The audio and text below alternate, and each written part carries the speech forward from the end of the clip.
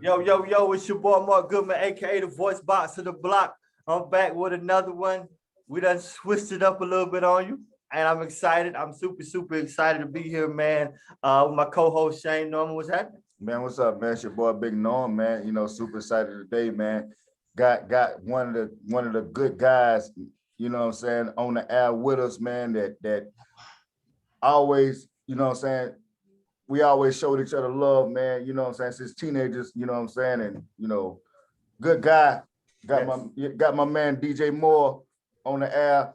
I don't think it's much need to be said, man. Especially from the upstate, everybody know this guy, man. If you watch high school football, that's what we're about. Coming from Broome High School, had an outstanding career. I think he won it in football. I mean, I know he won it in football and in basketball state. Wow. I watched him play. I watched him play live at the state. I'm from Woodruff, so we know Broome very well. In a lot of ways, because I think in DJ's era, they was more dominant. I don't think we beat Broome when he was running the show, but I think we got him a couple years after that. They had another kid in there that was pretty good. But what's up, man? Ain't not much, man. Just chilling, listening to y'all. trying to hang out with the crew. That's real, man. It's real. So what's been going on with you, man? If like I said, man, I'm from Woodruff. I remember you and your brothers when you grew up in Woodruff, man. We had if anybody know Woodruff, South Carolina, man, it's big on sports, big on football. It was a lot of competitive things going out there, and I remember your brother playing at the old gym with the new gym. At the gym on the hill. Yeah. And I was like, who is that kid? I'm like, let's play Eddie from Spartanburg. You got a brother named DJ, and like y'all was like a fresh face on the court when y'all played. Well, yeah, with him, and that's why I kind of got good, because I wanted to be like my brother, and he was like always real good. Right. Yeah. So it kind of drove me to play, and we moved around so much. Yeah. If we moved around, you can always play basketball somewhere. They might jump on you after you get done playing, but they'll let you play. You know what I didn't know when I was doing my research about you? I didn't know you was born in Florida. Well, I was born here. I don't know why I was born here. My older brother and older sister were born in Florida. My dad and his side of the family are all from Florida. Oh, okay. So even when I would see that and people would tell me like, well, it says like, I thought I was going to South Carolina, but again, I could be wrong, because I see when I see it, I'm just kind of like, my mom like, nah, this is wrong. So I don't know what's going on with that one. So when you say you scrape from the bird, like you? Yeah, no, I was born like, because my mom and everybody's from here, and then my dad's side of the family. So when my dad was married to my two older siblings, they were born down there, and then we moved back. Definitely. And then me and my younger brother was born down here. Yeah. Definitely. That's your brother Robert, right? Yeah. Right. Yeah. Okay. So when your competitive nature started, when did you start feeling like, because me knowing you, I don't really have to research. You was good at a couple of sports. You wasn't just a one-way type of guy. You was good at football, basketball, track. I mean, your track record at Broome High speaks for itself, because I think you won it in 3 sports. So what would you say your favorite sport at time in high school? Because I know you went on to play basketball. I mean, football. But what would be your favorite sport? Because I watched you play basketball, bro. You was bad at basketball, like. Well, I think basketball was. I ain't gonna say. I probably was my favorite, because it was just, you didn't have to worry about tackling nobody who was 225 pounds running a 4-4. I mean, you could be in the gym. I mean, the weather's always nice in the gym. Right.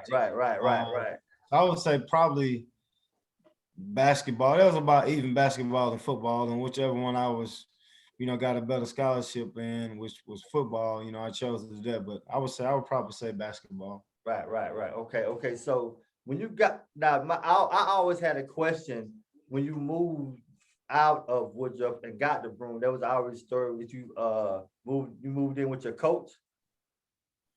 No, who was I saying with then? No, my mom moved back. So We moved every year. No, I mean, when I was about 5, we were staying with my dad in Florida, and we moved back Pine Street. I failed, what is it, first grade. Then I went to Mary's Ride. Then we moved again to it was like every year. Every year we went somewhere else. Then I was in District 3, at Cowpens Middle School. I'm playing basketball halfway through the season. My mom moved. I was trying to stay with somebody else. Coach come and tell me I couldn't stay. So boom, that's when I moved to Woodruff, and I played the second half of the season with Woodruff. And then the 8th grade year I went back. Then I moved back to Spurmer, went to Woodlock. So we moved. Yeah. I mean, you ain't got no control over it. Your parents move, you just gotta go where you gotta go.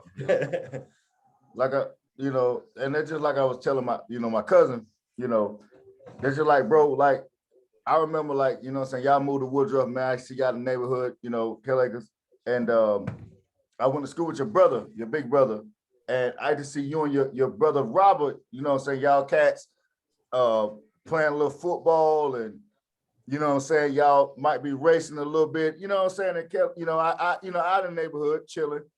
And I remember, like I say, when I really got to know you, like really just hang out with you, like I don't know how you and Danny Green leaked my cousin Danny, shout out to him. Mm-hmm. I came over Danny one day, y'all cats playing the game, and I'm like, yo, that's my man I be seeing out here. And I remember you and Skrilla used to play the black top sometimes. Danny used to play the black top sometimes late night. But that's really when I got to meet you, man. And you know what I'm saying? Like, and I think, bro, you was hanging out with me and Danny for like a month or two. And we were just kicking it, man. Like, bro, you was you was a young kid, man, just kicking it. But bro, like, you always been a good guy. Like, you was just cool, laid back, and you love sports. And you know what I'm saying? That's just real. That's really how I know you. You feel what I'm saying? Yeah, and that's kind of how it happened with Danny. Really was because every time you talk to somebody, we're talking about like he's like one of the best players from Woodruff. Right. Type deals. And my thing was always, because we moved so much, I always wanted to play. Like, if you supposed to be good, I want to see it. Yeah. you gotta see me. I don't want to be on your team. You gotta play against me. Right. And so we kind of started hanging out like there, because I just always played with like older players. Yeah, definitely. The kids now want to play against cats that ain't no good. They want to look good and feel good. Like, nah, you gotta play against some older cats, man. Get some bumps and bruises a little bit. Yeah, that's real. Ain't a lot. Knocked around. So, and that's kind of how that happened. Yeah. So it's hard sometimes, especially moving a lot, because you got to figure out your space sometimes. Because right. Yeah, I ain't gonna lie, man. Especially in the hood, it's just like it's gonna be about 3-4 cat gonna jump on you. I don't know why it's like that. Every time you move, it's like, God damn, here it goes. And it's crazy you said that about older cats playing ball, because ain't like my cousin Danny, man, like I say, shout out to him. He was ahead of his time in basketball. Right. He was good. He was good. He was a bad and boy. So did you learn a lot of that competitive nature in Woodruff, or was it till you got to Broome where you really started to shine? Well, I think it was from young, just growing up. I think when you grow up in the hood, it's just different. Like, absolutely. So when I remember every time we went somewhere, it was you the new kids. Shit, it's gonna be 12 kids jump on you. Yeah. It's just what it is. So Wow. what I learned is like, so if I want to play, what I can do is, if I'm good at this, like, you're gonna always want to pick me. Wow. You're gonna always want me on your team. You're gonna always want to be around me. And if I'm good at this shit, you ain't gonna want to try to jump on me all the time. Yeah. That's kind of what it was like. Because if you wanted to go play, once you played, it just, it wasn't no telling. Honestly, it really wasn't no telling when you're gonna get jumped on. Right. But when they became your friend and wanted to play with you, it was just different. Yeah. You had to build tough skin just to walk to the court, because you like, shit, I want to play, but man, I just know it's gonna be some jumping off, and you the new kid, so But I ain't gonna lie, hey DJ, I ain't being funny, man. You fit right in. That was never a time. Neither one of your brothers never fit. Not like I felt like, because they was always in. Y'all always blended in. Like your talent on the court, all y'all talent on the court stood out so much. We were like, these some cool guys, cause let them ball. Yeah. Man, you know what I mean? Hey DJ, well, see, that's the thing. So when you stand out, it's like, hey man, we can just chill and hang out. Yeah. Like my little brother was a little different. Now he was athletic, but he just mad. Like if you ran up on him, you was there was a problem. See, that's what I was. He's coming. And see, I'm gonna tell you something. That's why I was telling Mark. Like he was saying he didn't know your brother. I told him he looked just like y'all look just alike. I just you know what I'm saying? Yeah. I remember These guys look just alike, exactly. man. See, I remember But so he's just a little bit shorter and a little less. His temper was serious. Yeah. You know, and one thing I'm gonna say, like I said, I just brought up, the black top and all that. And I end up, like I said, you moved away and I ended up moving away. And bro, when you went to Broome, when I started seeing you, I'm like, yo, that's my man DJ Moore. Like, bro, you was cutting up so bad on the football field. I mean, you could do it all. Like, what was it like when you went back to Broome? Like when you went to Broome, like what was it like? Did you automatically just catch on and earn your position, your spot? Or like, did you have to earn it? Like, what was it like? Well, no, it was, because first because I went back to District 7. So that summer of 8th grade, I'm just practicing football, think I'm about to go to Spine High, and then we moved overnight till we moved to Lakeview, and then we was at Broome. Wow, so you supposed to went to Spine High? Yeah, so I was about to go to Spine, like literally in the summertime, because I had just finished up at Woodlaw, which it's alternative school now, but it was middle school then. I'm just working out with them. And then my mom moved again. So I'm really back with the people that I was in 6th grade with. Okay. So like Terrell and Durrell, like my best friend, to this day, I had already built like that relationship. And we just so happened to have a good group of cats that was already there, really, though. I could already play, but even before that, because I didn't play football in middle school at all. I never got a physical.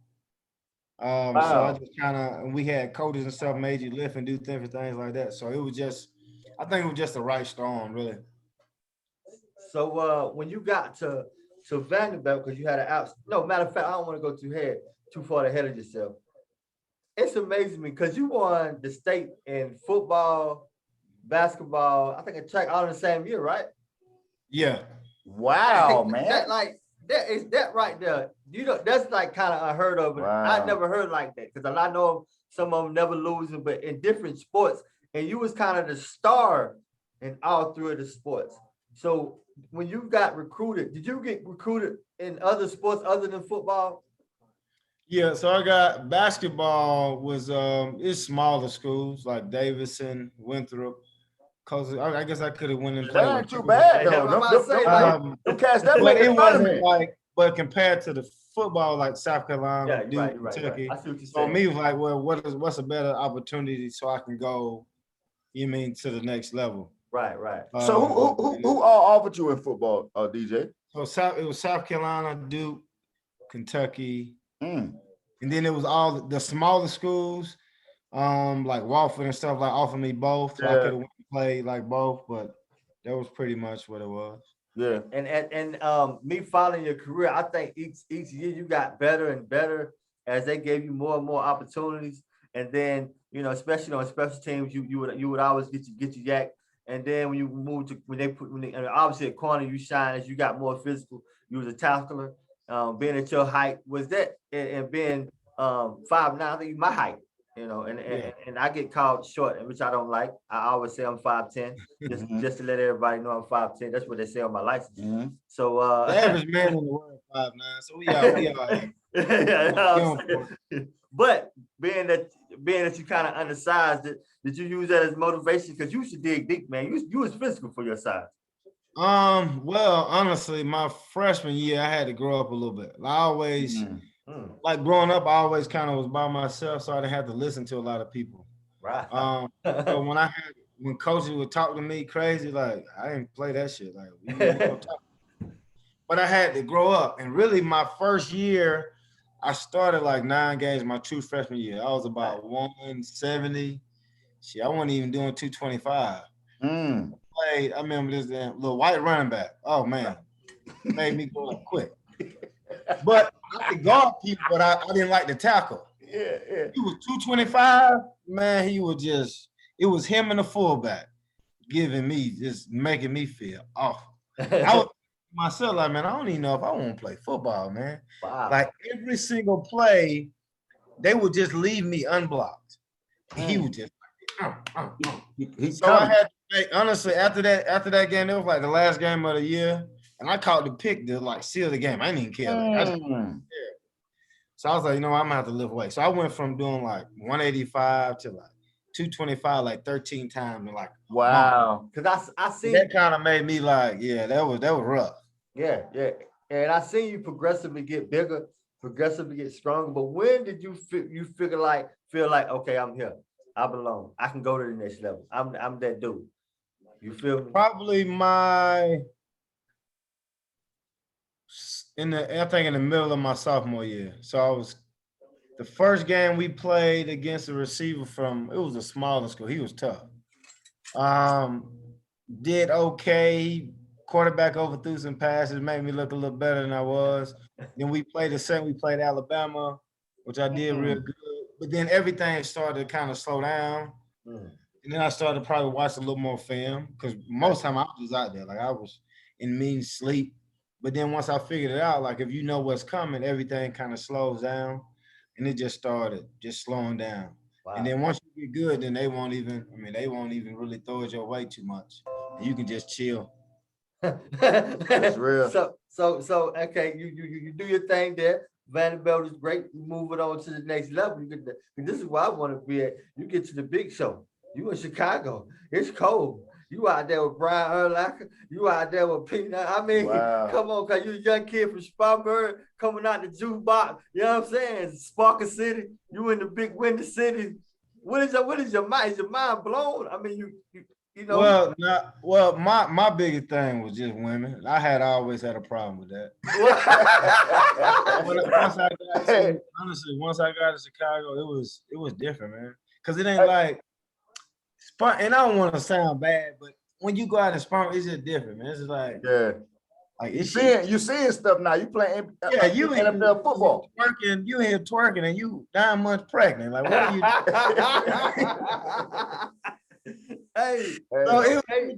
everybody like, and when I say everybody cares so much about their like appearance when they went out. Right. And you can tell she can be like 40, but she may look like 22. Yeah. Wow. Like it was just unreal. Like every night you can go out every single night, and I had to get that under wraps first before I did.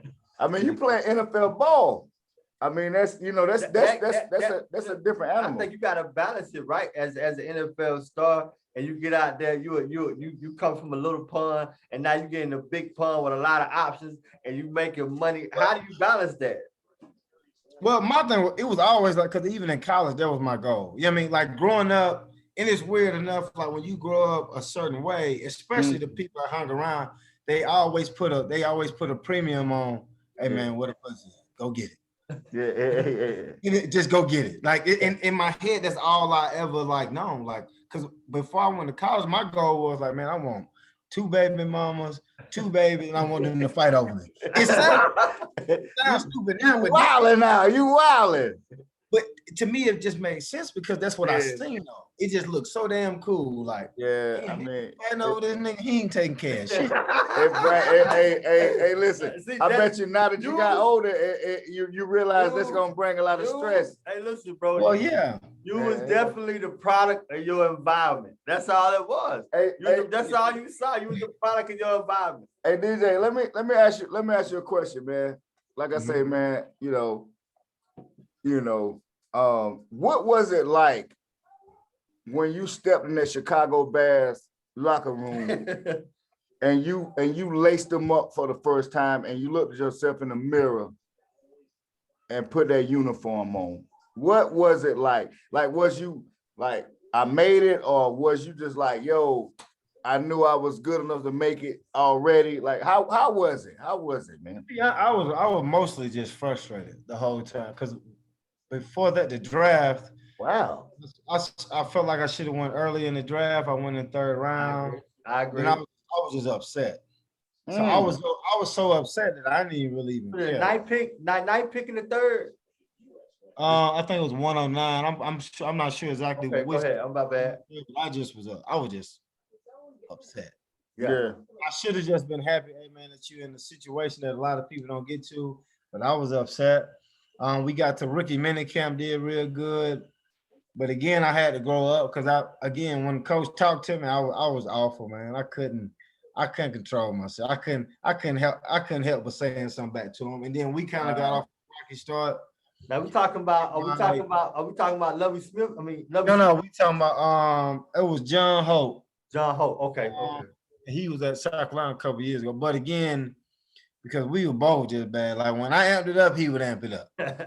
Yeah, damn, boy. And then I had to figure out after that first year because I didn't play, and that kind of hurt me a little bit because I remember the first game we get in there, and I never understood the process of like you got the 53 man, but you only got 45 cats dressed out.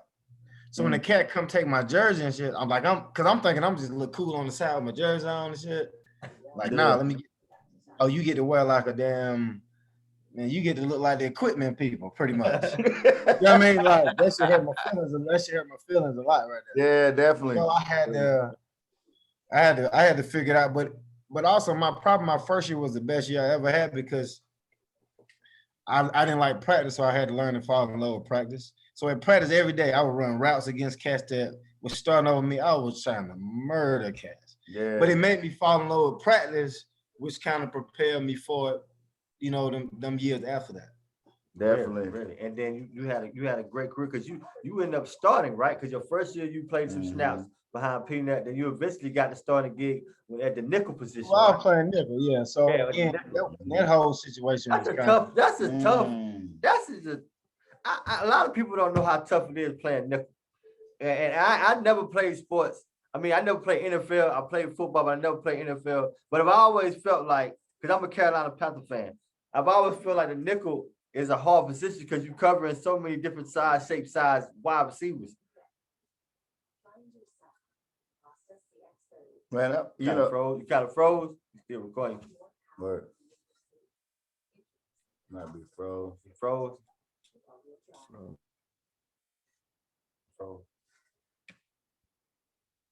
Chief halftime report just minutes away. Seth, Kevin, along with Alfonso. Duke has won 4 in a row. What does that mean? We'll find out at the break. And Fonz, right now, Texas Tech up by 1. What do you see from their offense so far? Confident, Fonz. Yeah, against that Oklahoma State 2-3 zone. Catch it in the middle of the zone. Be patient. Look at the rim. Look opposite and look to attack. These teams compete so hard defensively. You got to compete hard offensively. Yeah, I'm back, bro. You back? Oh yeah. I'm sorry. Yeah, I didn't know. You're good. But yeah, you talking about the nickel position and what? Yeah, the nickel position.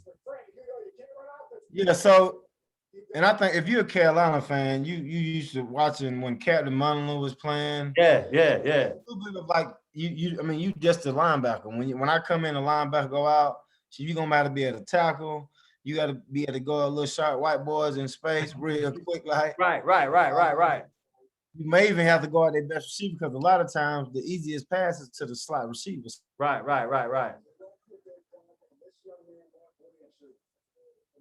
Froze again? You froze again. You good. Still recording.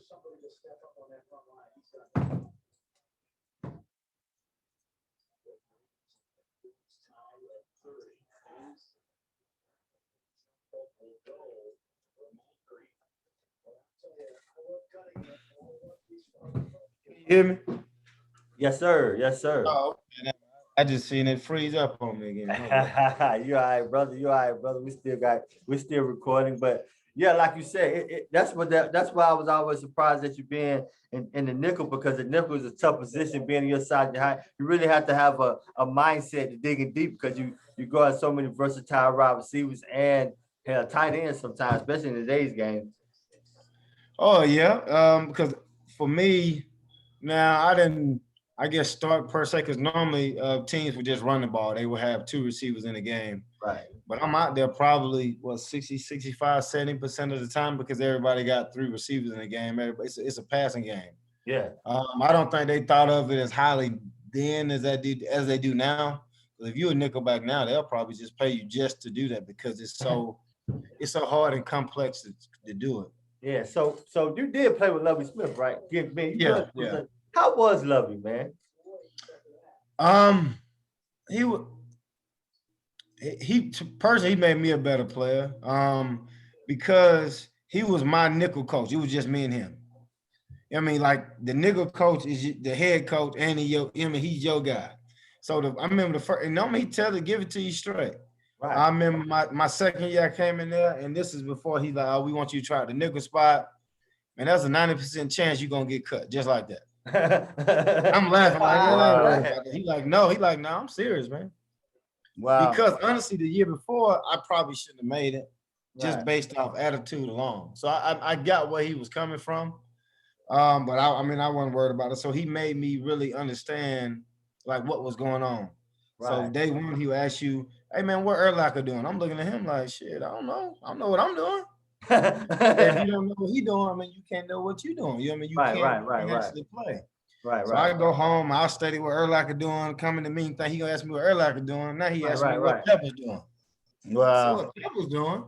Shit, I don't know, man. Like, what you? Bro, So now he got me studying it so much, and I'm knowing it so much where I can coach, and I know what's going on. And when I'm seeing what Urlacher is doing, even if I don't know what I'm doing, I mean, know what I'm doing. By what he's doing, I know what I need to do.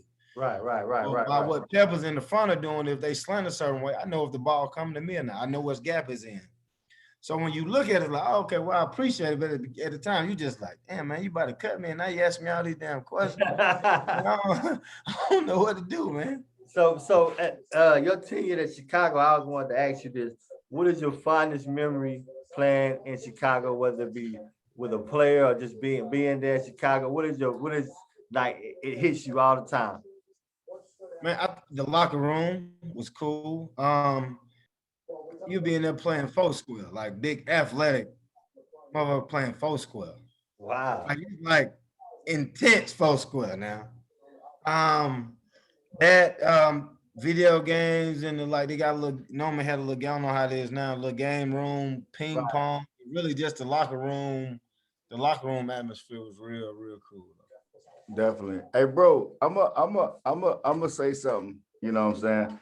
And I remember we was at the Haywood Mall, and I was shout out to my nephew, my brother, man. I was with them cats, and them cats like they go DJ Mom, like shit, where? You know what I'm saying? Because you know what I'm saying, I know you and stuff like that. And it was like he right there, and you know what I'm saying, we bumped into each other right there at the finish line. And that's when you was playing for the Bears, you know what I'm saying? And we chopped it up, you know what I'm saying? Me, you, my brother, my nephew, we chopped it up, man, probably like 15, 20 minutes. And and I remember you was like, you know what I'm saying, you was like, you still a little fast, you know, because I used to run a little bit. And I was like, yeah, man, yeah, I used to run a little bit. And this cat, like, you still fast? And I said, you know, I said, I'm fast. And he was like, yo, you was like, let's run down the mall right now. And I'm thinking, like, I was like, no. I was like, man, I'm not finna race this cat. Cat play for the Chicago Bears. So I gotta race this cat. I'm gonna tell you a story, man. This cat here. He thought he was the fastest cat in the world. And no joke, and this is a true story, because we finally raced, and obviously he lost. But we was in, I think it was Kelly Acres, and I don't know what was going on. We outside late night. Yeah. And out of nowhere, the police come out of nowhere. Everybody was running, all right? Yeah. People running, falling over, jumping over people laughing. as we get up, 'cause I forgot what it was. So through Kelly Eggers in the back, there's like a big hill, like you go down and come up. I don't know what that street was called. Pine Ridge. Yeah, that's This the came flat. up, oh man, oh yeah, I beat you. I told you I can beat you. Yeah. When did we start racing? No, hey, bro. The opportunity to say it. Hey, you know, I was like, what? It was hilarious. Though. hey, Then bro, we had you know, that's and I'm gonna say this right here, man. You know what I'm saying? Cause like, bro, that's what I try to tell people. Like, bro, like we really hung out together, man. And you know, a lot of people don't know that. You feel what I'm saying? Like I said, man, we really hung out together. And man, I want to appreciate you, man, so much, man. You know what I'm saying, for doing this podcast. And another thing I want to tell you is congratulations. And I'm quite sure I told you this when I saw you in the mall, is man, just being successful, you know what I'm saying, man, as a person, because bro, bro, the way we grew up, bro, you played Vanderbilt football, like you was a star at Broome. You went to the league, played with the Bears, Brian Urlacher. Like, man, just congratulations to you, man. Like, Yeah, bro. yeah. At the Good Guy podcast, we always give our guests Man, flowers bro. before they pass. And I've always wanted to give you your flowers because I've always watched you and we always loved you. And it was interesting to see, you know, after football and watching what you were doing right now. I want to make sure our viewers understand you still doing a lot for the community. You still doing a lot for the kids. You're teaching now. He's a science teacher. Great, my man. Great stuff. Yeah, well, my big thing is just to break stereotypes. If you watch TV now, man, everything is like black and white. Right. So when I'm teaching, like, cause I ain't got no rules against tattoos, I'm about to get me like a half hand tattoo. Oh yeah, we're like. And the kids tell me, man, you don't look like a science teacher. Cause I mean, I don't wear if I don't have to wear long sleeves, if I ain't cold, I don't. Yeah. And just me doing that should break a stereotype. You definitely. So I like that. Man, I'm more than like just athletic, man. We can all be smart. We can all do a lot of stuff. Man, you're good. You're a good cat though, man. You're a good cat. Try to get you to understand that sometimes it's hard to do it if you always see, you know, the white man teaching you something, telling you something. Talk about it. Trying to be a difference, you know, trying to be a difference, just simply being there. I'm doing the same thing they doing, but I'm black, tattooed, athletic while doing different feel. But so do you watch you still watch sports, right? I know you watch sports, right? Not much. I got 4 kids and my nephew. I just don't have, if my kids ain't watching something, I normally don't even watch. I'm a married man. I'm a married man. I'm a family man just like yourself. I understand who dominates the TV. So you ain't got to talk about much when it comes to TV time. So you get it when you can. And most of the time you're watching what your kids watch. Am I right? That's it. So you got, ain't watching. You ain't I think the last time I seen you in person, you was at Chuck E. Cheese. I think you had 2 little girls. So you had some more. You got some. I got 4. So I got oldest is a girl, 8, 6-year-old boy, 3-year-old boy, and then a 2-year-old girl. Wow. And my nephew just moved. My older brother who got killed, his son just moved with me. Rest in peace to your older brother. Rest in peace to your other brother. Yeah, good guy. Like I said, we definitely miss we him. went to school. And I know you definitely miss him as well, man. And you're doing a very stand-up, solid thing, taking care of your family. And some of the things, what are some of the things that you take from the NFL and some of the life experience that you take and that you carry on with you today before I let you go? Because I want the younger viewers. I want you to give the younger viewers something. I didn't want you to come out here without. You just gotta. For me, I had the opportunity to just grow up and make right from the mistakes that I made. Like everybody doesn't get that opportunity though. You know what I mean? Like my older brother didn't get the opportunity. So I want people to understand, like, I understand that you're gonna make mistakes, just like, damn, don't make the big one though. And not that you have to be perfect. Shit, when I first got in the league, it was shit, hello, I'm pregnant. Like, shit, get off my phone, man. And that happened to me like every time. You know what I mean? Like seriously. Wow. So I had to grow up. I had to grow up from that. Where it's just like, damn, you got to figure it out. And for me, I'm grateful that I got the chance to figure it out. But it's cool to watch people just grow up. I don't care what you did or how you got to where you got to. I just want you to get to a point where you get to realize and look back and say, damn, I did some stupid stuff, but man, I figured it out. And that's what I want, especially the young black cats to figure out. Because I tell my nephew now, hey man, if you get into a fight, boss, you know you're gonna get shot. Yeah. It's a guarantee. Wow, that's Like it's just like, hey man, like jump. Listen, that's why I ain't mind when I'm growing up. If you jump on me, that's fine. I'll heal up. We'll get to grow up. We'll get to look back on it together and laugh about it. Like, all right. Just don't shoot me. just don't shoot me. Please Don't shoot me. Please don't. Hey, DJ, you know, and this is classic. This is classic we were talking about, and it's just like you know, this is one. I got two questions to ask you before we go, and one of them is, and I asked my cousin Mark earlier, and we was wondering, did you ever get to play against Tom Brady? Yeah. Yeah, Wow. What was it like? Yeah, what was that like? It was like, we was in Chicago. It was a primetime game. I think we was 7-1. We were 8-0. They was 7-1 or something like that. Should beat us bad too. Wow.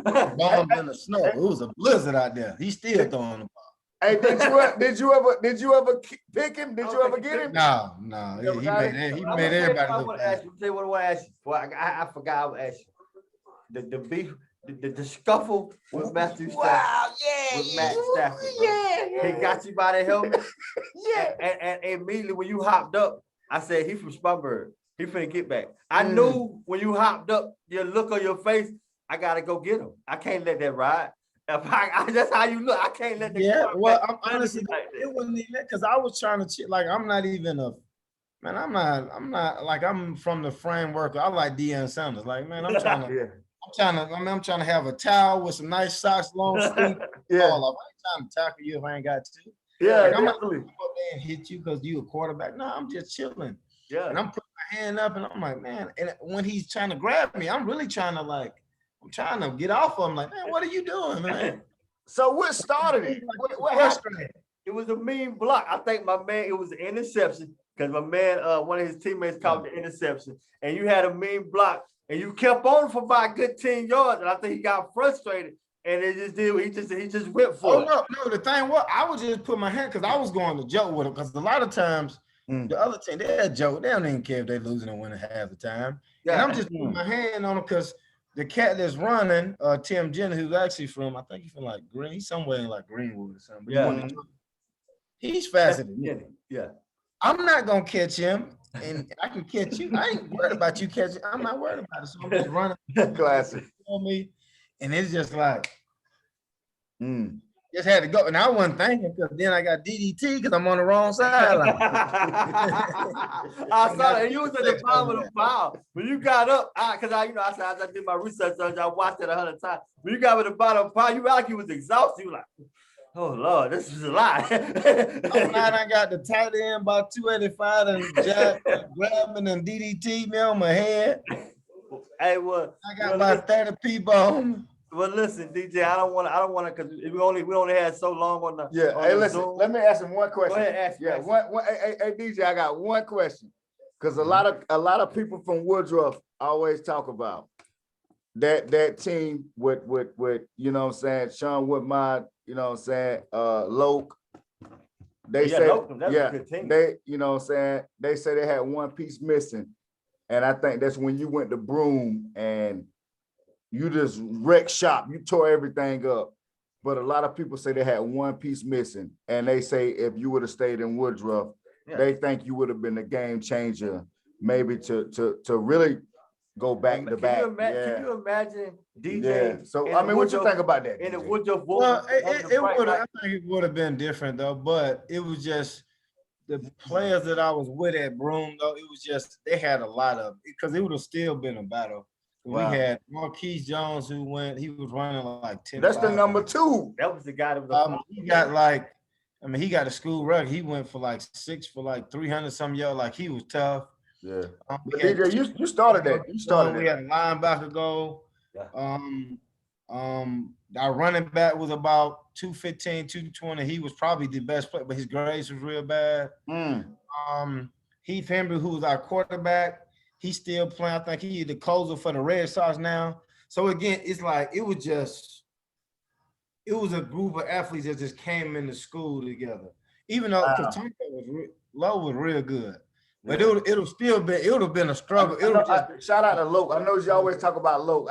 I can tell you respect Loke. That's yeah. Well, no, because I had grew up playing with him. Like he was different.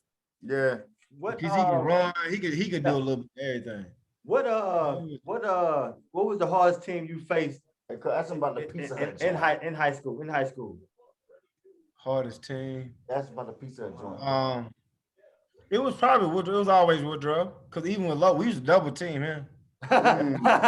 Double team Lowe. Yeah, you just because you ain't gonna let you ain't about if he get it, he gone. Shout out to Lowe, man. And then I think Chet. Well, you always have because all the local teams, you always had a rivalry with them. But I think athlete wise, we kind of mirrored up with like Woodruff, honestly, because the game was always like a low scoring game. A lot of defense, maybe like 10-7 or something. Yeah. Because y'all had a lot of battles, man. Well, thank you for going down memory lane with us, bro. Oh, no problem, man. You gotta come back, man. You gotta come back. You gotta look at my setup too, bro. Next time when COVID over with, bro, once you come, I got a nice setup, man. We want you to have it going out, and you can be a regular, man, because I know a lot of people want to see your face, man. A lot of people love what you do, man. Definitely. No problem. Just invite me back. I try to keep it raw for you, man. Keep it low. hey, listen. My cousin here was telling me a story. He said he worked at Pizza Hut. Yeah. And say somebody say you come in and was like, yo, we coming to Woodruff Friday night. I'm finna score 6. And I think they said you scored like 4 or 5. He scored 4 or 5 for real. He did. Like, is that real or? Well, I don't know about the story. Now I did scope because I got my scholarship offer.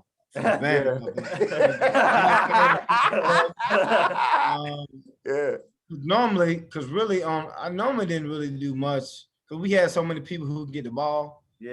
It was just one of those days, really, because they was trying to punt it, and really I just like doing punt returns. Yeah, that's when you read the punt back. I think you read the punt back. I'm gonna tell you what you did because you probably don't. You read the punt back. You scored on offense. You scored on defense, like special teams, because you had one of the most amazing nights in Woodruff, and you was on the other side of the field. That's the only problem. They was out there leading me one-on-one. I don't know what they. And that you learn out a while. Yeah. Hey, well, thank you for having me on, man. It's your boy Mark Goodman, aka the voice box of the block, and we out. Thank you, boy. Hey, DJ, be safe, man. Good seeing you, bro. You too, man. What's up?